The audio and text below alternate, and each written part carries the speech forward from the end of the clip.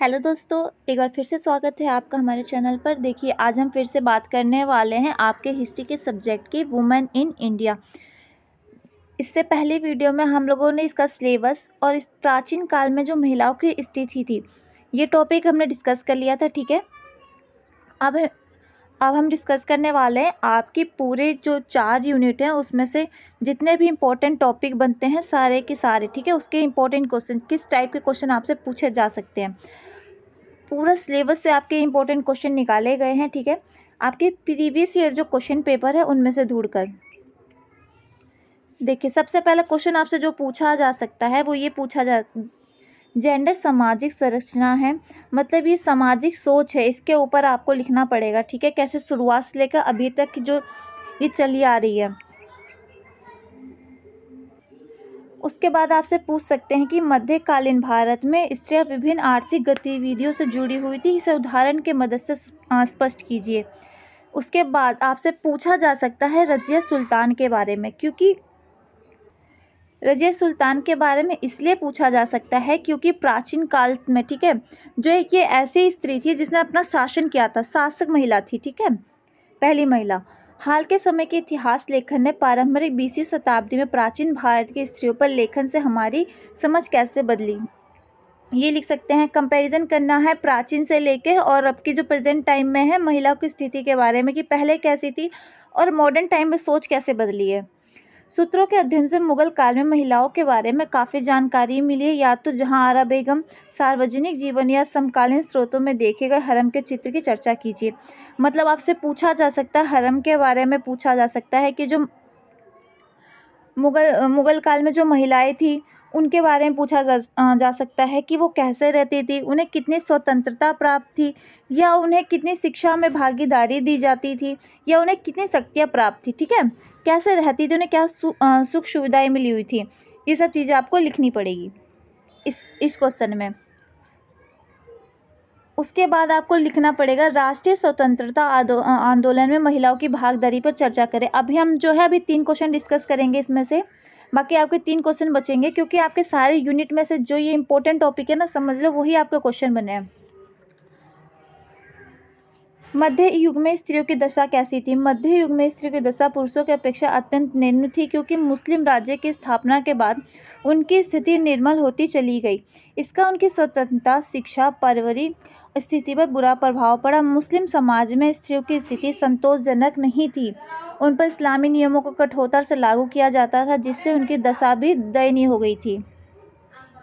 मतलब मध्य युग में जब क्या था, वहाँ पे मुगल का शासन चला था उस टाइम। ठीक है, मुगलों का शासन था उस टाइम में, क्या था, स्त्रियों की ना जो स्थिति थी अच्छी नहीं थी, क्योंकि उसी टाइम पे क्या हुआ था कि जो ये पर्दा प्रथा वगैरह थी, बचने के लिए मुगलों का आक्रमण होता था, स्त्रियों का अपहरण करते थे, इसलिए क्या हुआ था कि उस टाइम पे पर्दा प्रथा भी लागू की गई थी। स्त्रियाँ खुद को बचाकर, मतलब ढककर चलती थी, ताकि उन्हें कोई देखे ना और वो सेफ रहें। सल्तनत काल में स्त्रियों की दशा एवं हिंदू स्त्रियों की दशा कैसी थी? मुस्लिम आक्रमणों का हिंदू समाज की स्त्रियों पर बहुत बुरा प्रभाव पड़ा। मुस्लिम आक्रमणकारी जबरदस्ती हिंदू स्त्रियों से शादी करते और उनके साथ अनैतिक कार्य करते थे। ठीक है, जिससे बचने के लिए उन्होंने क्या किया कि पर्दा करना शुरू कर दिया, मतलब पर्दा प्रथा थी ना वो चालू हो गई। मुस्लिम आक्रमणकारियों के भय से और अत्याचारों के कारण बाल्यावस्था में ही विवाह करा देते थे। मतलब क्या करते थे, उनके जो माँ बाप होते थे ना, डर के मारे कि उनकी बेटी को सेफ रखने के लिए वो क्या करते थे, 10 साल के वर्ष में ही उनका विवाह करवा देते थे। तो ये क्या हुआ, उसी टाइम पे ही बाल विवाह की प्रथा भी चालू हुई थी। मुसलमानों के भय से ही पर्दा प्रथा, जैसे मैंने अभी बताया कि पर्दा करने की प्रथा चालू हो गई थी।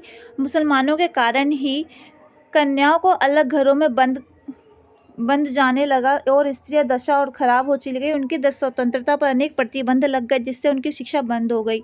घर में रहने के लिए उन्हें मजबूर किया गया, उन्हें बंद कमरे में रखा जाता था ताकि वो सुरक्षित रहें। ठीक है, इससे क्या हुआ, उनकी शिक्षा भी बंद हो गई, जो उन्हें थोड़ी बहुत शिक्षा मिलने की अनुमति थी वो भी बंद हो गई। देश के अधिकांश भागों के बड़े मंदिरों में नृत्य और गायन के लिए क्या करते थे, स्त्रियों को रखा जाता था। वहाँ पे देवदासी कहते थे जिनको, मतलब जो वहाँ पे भगवान की पूजा करते थे, नृत्य या मंदिरों में गाना, भजन, कीर्तन, इन चीज़ों के लिए। विधवा को केवल 2 विकल्प उपलब्ध थे, जो जिनके हस्बैंड ख़त्म हो जाते थे, जो विधवा होती थी, उनके पास सिर्फ 2 ही ऑप्शन होते थे, या तो वो आजीवन क्या करें विधवा रहें, या फिर वो क्या करें सती प्रथा, मतलब कि अपने आप को सती कर लें। ये 2 ही विकल्प थे उनके पास। दोबारा शादी करने का उनके पास जो विकल्प नहीं था, पुनर्विवाह का, उन्हें पुनर्विवाह की अनुमति नहीं थी। उसके बाद आता है मुस्लिम स्त्रियों की दशा कैसी थी। साधारण मुस्लिम स्त्रियों की दशा भी कुछ खास अच्छी नहीं थी। मतलब जो निम्न वर्ग के लोग थे ना, जो अमीर नहीं थे, ठीक है, आर्थिक रूप से, उन चाहे वो हिंदू महिला हुई चाहे वो मुस्लिम महिला हुई, दोनों की स्थिति क्या थी, समान ही थी। मुस्लिम स्त्रियों को पुनर्विवाह करने की अनुमति थी, पर ठीक, मुस्लिम स्त्रियों को अपने पति के नियंत्रण में रहना पड़ता था और 4 दीवारें में बंद रहना पड़ता था।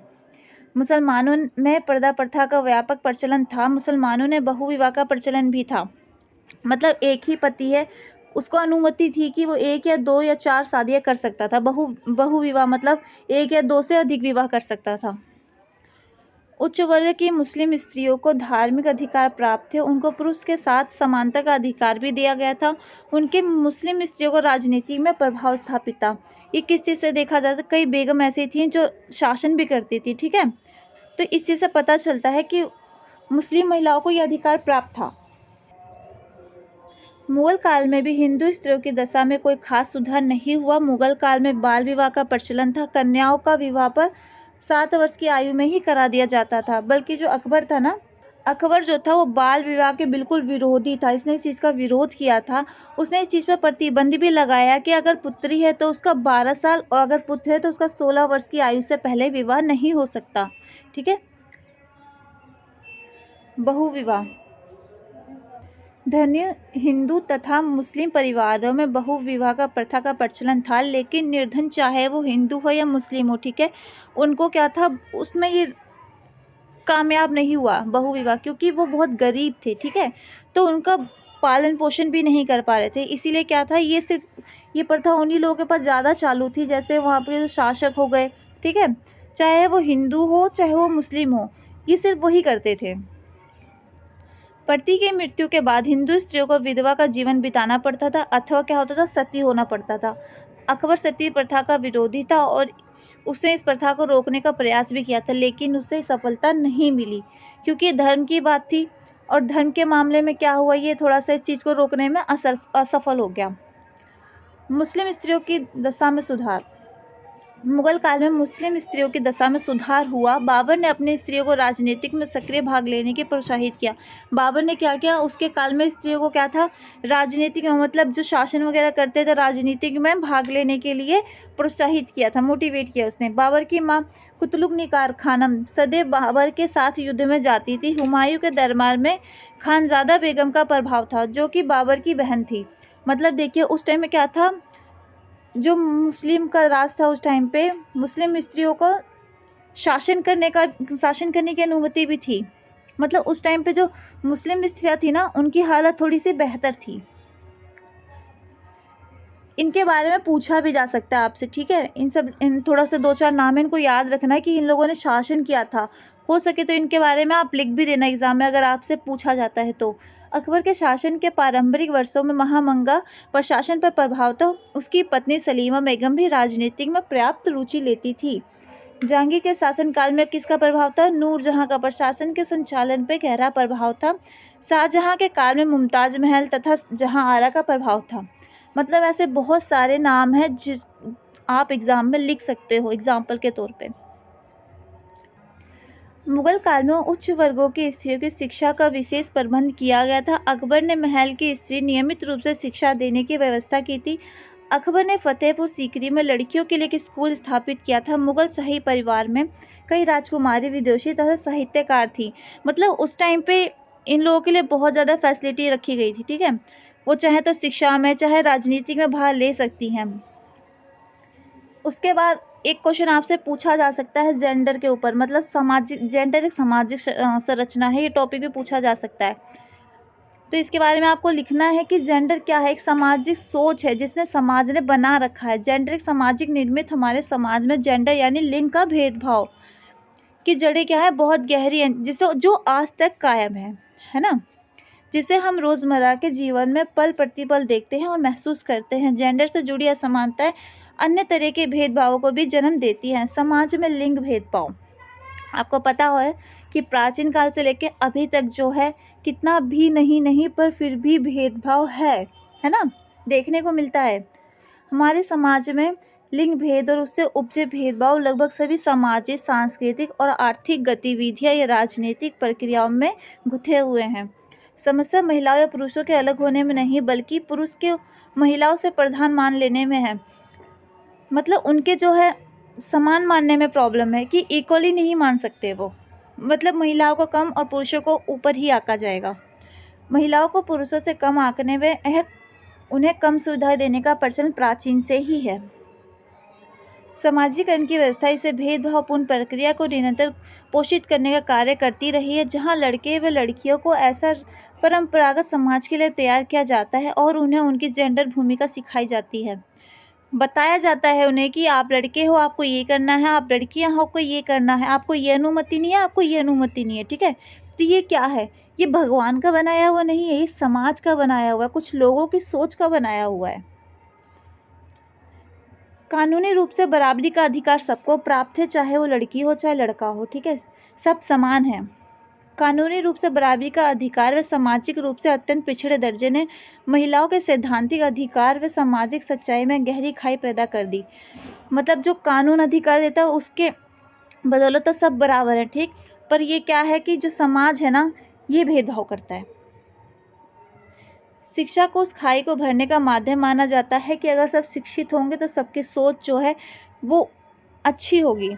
शिक्षा को ही एक ऐसा साधन माना गया जिससे लोगों की सोच को बदला जा सकता है। उसके बाद आपसे रजिया सुल्तान के बारे में पूछा जा सकता है, मीराबाई के बारे में पूछा जा सकता है। ठीक है, कबीर जी के बारे में पूछा जा सकता है, मीराबाई या फिर कबीर जी का, दोनों का नाम दे देंगे आपको दोनों में क्या करना है, कंपैरिजन करना है। यहाँ पे आपको अगर दे दिया मीराबाई का और कबीर जी का, दोनों की रचनाओं के बारे में, सोच के बारे में, या उस टाइम की सोच के बारे में, इन लोगों के बारे में क्या सोचते हैं वो लिख सकते हैं आप। और ज़्यादा से ज़्यादा चांस है आपसे रजिया सुल्तान के बारे में पूछने का, क्योंकि ये क्या थी, पहली शासक थी, महिला शासक उस टाइम पे।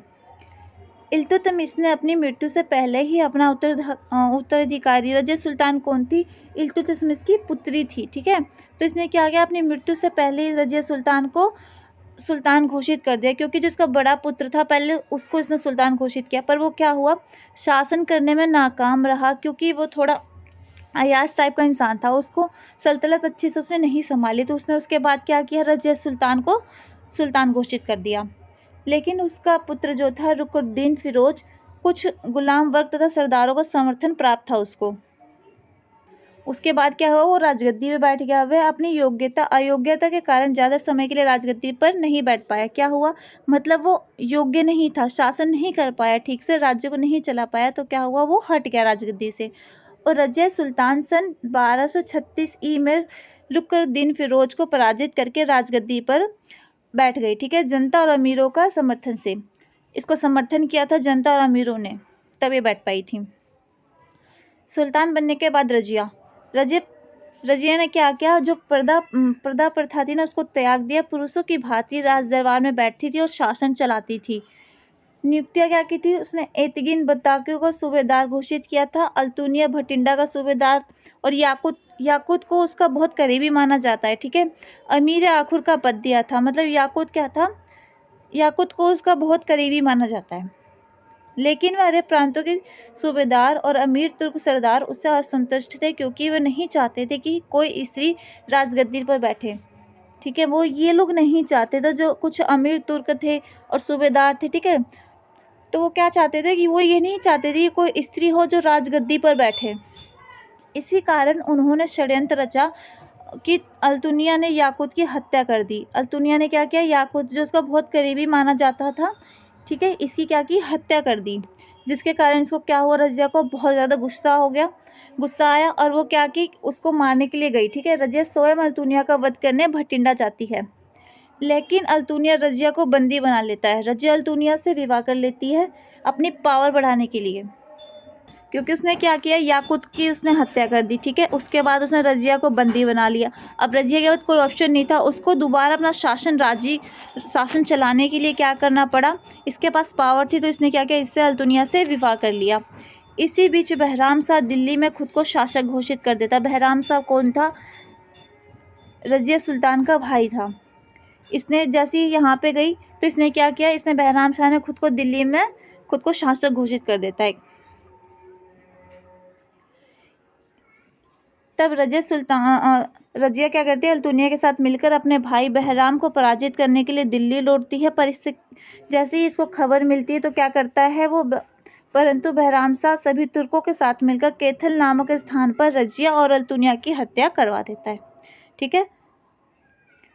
तो ये कुछ टॉपिक है, मोस्ट इम्पॉर्टेंट टॉपिक है ये, ठीक है। इससे आप बहुत सारे क्वेश्चन कवर कर सकते हो, चाहे किसी भी तरीके से क्वेश्चन पूछ लिया जाए आपसे एग्जाम में, आप वो कर सकते हो।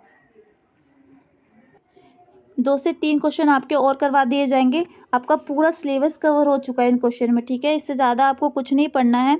एग्ज़ाम के पॉइंट ऑफ व्यू से आपको जितना भी सिलेबस आपका हो सकता था, अगर आप समझेंगे अच्छे से तो यहाँ से आप काफ़ी ज़्यादा क्वेश्चन, किसी भी तरीके से क्वेश्चन पूछा जाए आप कवर करके आ सकते हो इसमें, ठीक है। यहाँ से ही क्वेश्चन आएगा, बस आपको टॉपिक देखना है कि कहाँ से कौन सा टॉपिक पूछा गया है, क्योंकि एग्जामिनर क्या करता है, कुछ क्वेश्चंस को आगे पीछे करके पूछ लेगा, ठीक है। तो बस ये चीज़ें आपको ध्यान में रखनी है। बाकी सिलेबस यही है आपका, इससे बाहर कुछ नहीं पूछा जाएगा।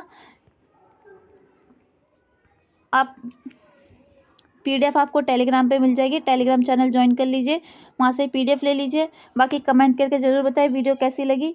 2 से 3 क्वेश्चन बच्चे आपके नेक्स्ट वीडियो में कवर हो जाएंगे। एंड अच्छे से एग्ज़ाम दीजिए। All the best.